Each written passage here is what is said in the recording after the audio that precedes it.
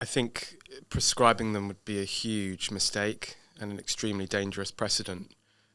We've seen how prescribing these sorts of groups plays out in the UK in the context of groups like Palestine Action. It leads to mass arrest. It leads to people being criminalised for expressions of support. In the UK, you can be criminalised for expressing support for these terrorist organisations, and I imagine that broadly the law in the United States will be the same. And of course, the problem when it comes to Antifa is that it's a very diffuse organisation, very decentralised, with lots of connections to lots of different left-orientated organisations in the US and probably in Europe as well. So the huge risk is that people will end up being criminalised for their affiliations to groups with even a peripheral attachment to Antifa. Antifa itself is very amorphous. It exists in a sort of online space. It has obviously a presence on the streets of both Europe and America, but it's hard to say that this has any kind of institutional structure behind it.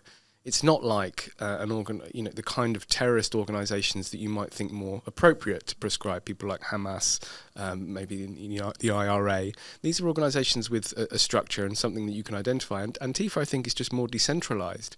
So I think the obvious risk is that this will be used to crush free speech, free association. And I think that in Europe we should push back against that.